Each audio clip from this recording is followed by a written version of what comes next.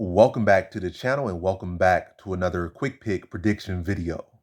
In this video, I'll be predicting the bantamweight bout in 1FC between Demetrious Johnson versus Adriano Moraes 3. So the end to the trilogy, or seemingly the end to this trilogy, or the end of this the contest or whatnot, the end of this series. Yeah, the end of this series between Mighty Mouse versus Adriano Moraes. All the marbles for the undisputed bantamweight title of 1FC or one championship. So yeah, about in 1FC. High season right here is I'm going high confidence Demetrious Johnson to beat Adriano Moraes to end this trilogy off. So I feel he's going to kind of follow the same template he followed in the second fight. I'm not saying he's going to do the same exact thing like it's going to Adriano Moraes will come here and just be like, who do you do? I'm the same exact guy. Let's just run this whole thing back and let's do the same exact knockout, everything. Let's just do it all over again. But I feel I think Demetrious Johnson got a good read on him. I feel like Moraes will try to make some adjustments. I think he will and do him some justice.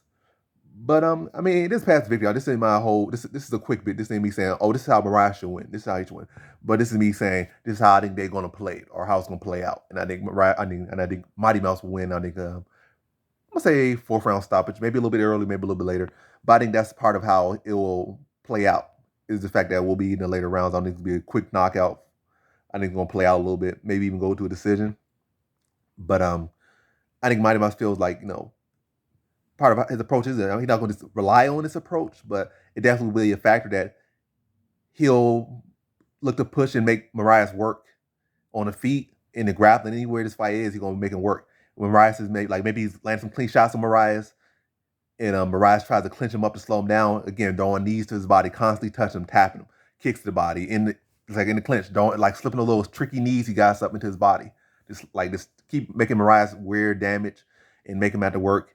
And entire amount of later rounds. In the later rounds, it's easier to pull out counters on him. It's easier to land strikes on him. It's easier to get him to to react because now he's tired.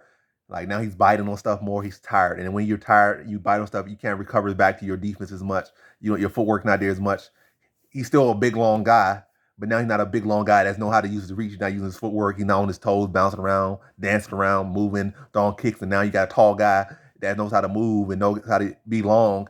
And now you got a guy that's already got this advantage over you. Now he's fighting from a football distance away, when in theory, or exaggeration, but get what I'm saying? He's already tall. He knows how to use the reach, but now he's got a tall guy who's he's just tall. He might got 3 inches height over you. He might got a little bit of reach over you, but now he's kind of flat-footed. He's tired.